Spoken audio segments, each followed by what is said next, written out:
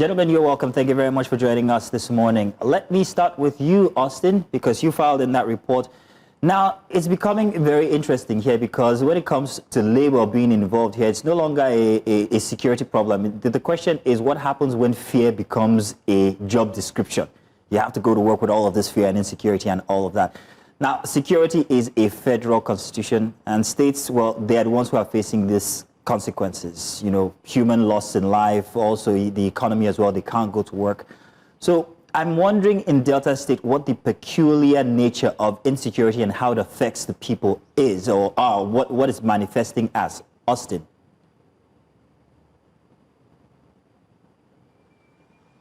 Austin, can you hear us? Good morning, Zeno. Good morning, Judith. Go ahead. Of course, across Nigeria, insecurity. Yes, I can hear you. Can you hear me? Yes, we can. Please confirm if you can hear me. Now, across Nigeria, insecurity has become a major challenge confronting Nigerians, and Delta State as a state are not exempted from what is happening in Nigeria. And in Delta State, for instance, you have so many insecurity that the residents of the state are grappling with. One of such is the issue of farmer headers clutch. Recently, about a few days ago at Kokori precisely, a young man was almost killed by suspected herdsmen at his farm. And not only that, in other places in Delta, you cannot go to your farms. And not only that, you cannot even travel to some places within the state because of the fear of these non-state actors. And hence, these protests. That's why the NLC in Delta State joined their counterparts in Nigeria to protest against this insecurity. And don't forget to that the primary purpose of government is to guarantee welfare and security of its citizens. But the residents of Delta State and precisely the workforce are no longer feeling the impact of government in terms of addressing these insecurity issues. In 2022 precisely, the anti-open grace law was passed and accepted by the state government. But up till now, the law has not been implemented in the state. You still see herders going about with their cattle across the states, going to people's farm to go and destroy it. And of course, the governor recently went to Brazil, where we are told that he went to understudy the ranching method over there. And in course of the presentation of the 2026 budget before the State House of Assembly, he equally do mention that the state is going to go into ranching. And residents of the state, precisely the farmers, are looking forward to see how and when this thing is going to be implemented. And besides kidnapping orchestrated by the suspended herdsmen, there are other heinous crimes being committed in the state here. Issue of armed robbery, issue of crude oil theft, and so on and so forth. And of course, you know, crude oil theft is an economic sabotage to our national development. And these are lots more that aggravated the angers of average Nigerians and average Deltans that they have taken to the streets to protest against this incessant kidnapping, incessant killings for rituals, and insecurity in general within the state here. So it's a concern that everyone must rise up and speak against, and that is why the labor force at this point, they are very vocal about it, and they are calling on all well-meaning Nigerians to join the crusade and advocacy against this insecurity in our nation. Right. So back to you, Sino. Yeah, let me come to the chairman here for the NLC, Delta chapter. Mr. Ofobruku, I do have to ask you, first of all, thank you so much for joining us and a very good morning to you. I want you to talk about, what spurred the NLC to decide to go on this nationwide strike and join other chapters, but most importantly, what immediate insecurity challenges do members of your Congress face as well? Thank you very much, and thanks for having me. We decided to draw government's attention to probably the negligence of their duty as is stated in the Constitution of the Federal Republic of Nigeria, Section 14, subsection 2, which says the primary purpose of government is the security and welfare of the people. You are not unaware of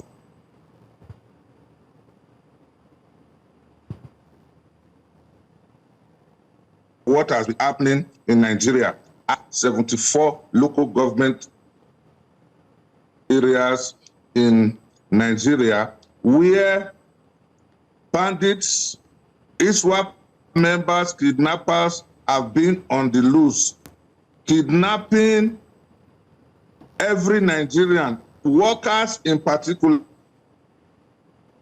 Because when you talk of workers, you talk with a sector. And these kidnappers, they demand huge ransoms, sometimes up to 50 million, up to 100 million. And initially we kept quiet, thinking that government will do something about it. But government have been quiet. They have not been saying anything because they move around with protection. When I mean protection, they go about with policemen, DSS, and sometimes with military officers. But workers with their meager salaries cannot afford such protections. So we thought government would do something. But over the years, they have not been doing anything. They just pay lip service to security and do nothing. So when we had our National Executive Council meeting in Lagos about 2 weeks ago, we decided that we have to draw government's attention to the purpose why they were elected, which is the security and welfare of the people.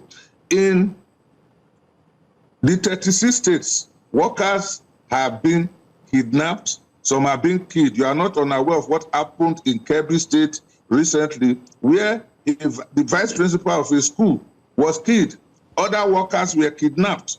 So if government is not doing anything about it, we have to draw their attention to it because we have lost our members, so many of them in their thousands. And that is why I say, let government do something. But there are even some of our health workers who work in hospitals and in remote areas. These bandits go there at night, kidnap the workers. In some cases, they rape the staffers that are there.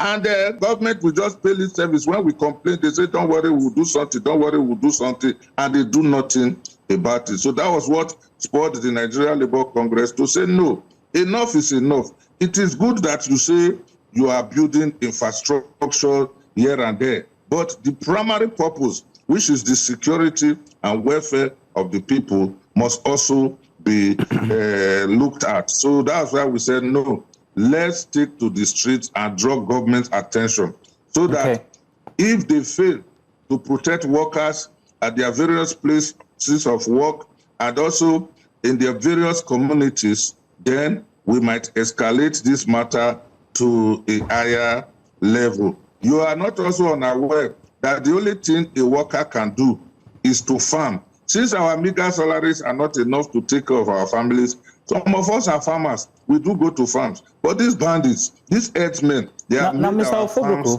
inaccessible to us. Chairman. So that is also a challenge. Yeah.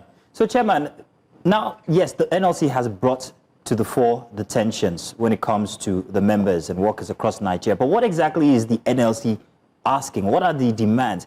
Is it better policing? Is it better intelligence? Is it decentralized security? I mean, security being a federal responsibility. Is the NLC asking for state policing, and is this going to help? If you ask me whether state police will help, my personal opinion, I believe state police will help because we have over 230 million Nigerians now, and if they are with what we hear about the number of police we have, about 300,000 to 400,000, it is not enough. But what the NLC as a body is asking is that government should provide protection for workers across the country. That government should provide protection for Nigerians across the country. The way they want to do it is their own business because they have their own modus operandi. But what we say is that provide us with protection. We need protection to be able to do our jobs. Our families need protection for us to concentrate to do our job. Because if our families are targeted, there is no way we will have sound mind to do the job. So what we are asking is that we need protection. So if they on their own say, oh, there is inadequate security men, they want to improve on their intelligence or whatever, that is their business. It does not concern us. They know how to go about their jobs better than what we know. But what we know and what we believe in is that they have to provide protection for us. It is not nice that somebody will go to work, his office, where he's supposed to contribute to the development of his state, of this country, and he is kidnapped. He is asked to pay 100 million, and government will do nothing about it. For somebody who was kidnapped in his office, has to pay 100 million. Maybe his family will now be looking for money here and there to raise ransom money. And when eventually, if they are able to pay the money and the person is released, government does nothing again. Next week, the bandits will come again and kidnap another set of workers. So that's why we are saying, no, government, you have to do something about this. In our homes, in our farms, in the streets, in the offices, we are not safe. It is not enough for you and your family members to be moving around with security personnel. They don't provide security for others. So what we are saying is that provide security. How you do it is your own business. Right. Let me bring in Austin as our correspondent, who was live during this demonstration by the NLC in Delta State. Now, we know that it was also, that demonstration was also spread across different chapters across Nigeria, both and the southwest as well as the eastern part of the country. But I do have to ask you about the mood during this exercise, and, you know, indigents and residents of Asaba, whether they also did come out, and were there security agents present, and did they meet with representatives of the NLC, and what was that the outcome like? Austin.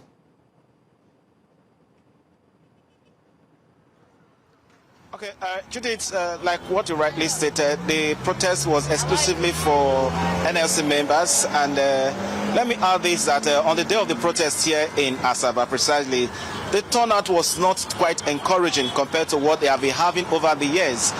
But we don't know, maybe the chairman will be able to throw more light on that.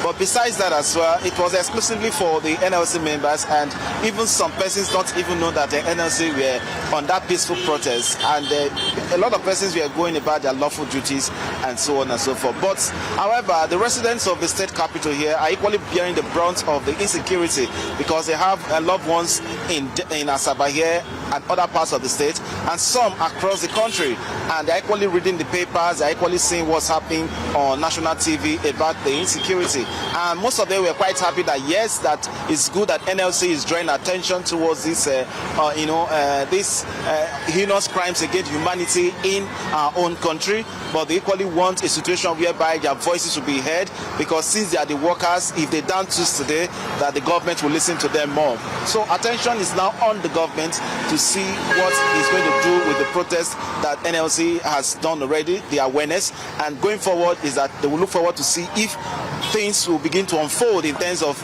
meeting with those concerns to design a roadmap and a framework to ensure that they're able to have a middle ground where farmers will be able to go to their farms and come back alive, workers will go to their offices and come back, and so on and so forth. So that is just how it is. So residents of the states, Asaba precisely, are quite hopeful that NLC have been able to write their message across and pass their voice and pass their messages across as well. Yeah, but Austin, is that all? You've written your message and you sent it to the authorities. They've heard. Now, Chairman, you said something before. What normally happens is that there would be an instance of kidnapping, ransom would be paid, the person would be freed, and then that's all. The authorities do nothing. Next week again, there'll be another kidnapping. The same thing also seems to happen to protests in Nigeria. There'll be one protest this week, the protest will end, and then we'll hear nothing from it. So regarding this protest and the NLC's expressions and the demands that they've put forward, what has come out of it? Have the authorities said anything? What is going to happen now that they've made their expressions? What are we going to see the authorities do? Have they told what they're going to do expressively? Chairman, that's for you. Okay, thank you very much. But yes, thank you very much. Before I answer that your question, let me say that before we went on the streets to protest, the police had meetings with us. The DSS also had meetings with us, and they assured us that they are going to improve on their activities and try to secure lives and properties of workers across the country. And this time around, we are not on strike. We only decided that we should take to the street to protest. So we didn't close the system. That's why we just asked the unions, nominate 30 persons per union to come to the street to protest so that government business and private sector business can still continue. So if they were expecting the entire Asaba to close down, it was not possible because we were not on strike. So that's why only a handful of workers came to the street. It was to pass our message. Now, coming to your own question, the Progressive Governors Forum, they met with the leadership of Labour to try to convince Labour of what they are doing and tried to convince us not to take to the street to protest, but we still went to the street to draw the attention of government. Then, the night before that protest, the president and commander-in-chief of this country, President Bola Ahmed Tinubu, met with the leadership of Labour. He told Labour what his government has been doing and what they will continue to do to try to protect the lives and property of every Nigerian. Because we were not convinced, we still took to the street on Wednesday to protest and draw their attention. Now, in the course of the meeting, we agreed that we are going to meet again with government in January after the holiday period to look at what they are doing, suggest ways of improvement, and if possible, help them to look into this area of insecurity that they have not been looking at. And it is not only the federal government, but also the state governors as well. So we have agreed to meet again in January. Now, if we meet in January, we are going to chart the way forward on how better the government and security agencies can protect workers and all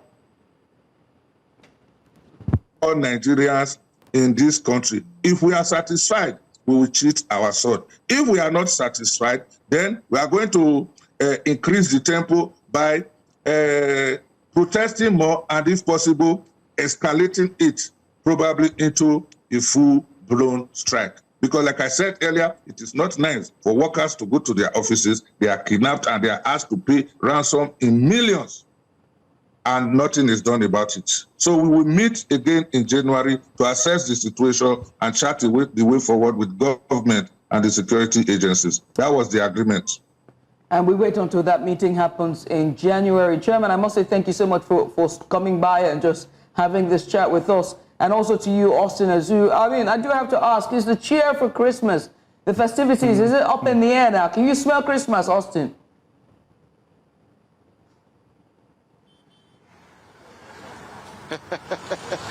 Merry Christmas, Judith. We are looking forward to get your chickens and your rice. Please send them across the Delta. Thank you.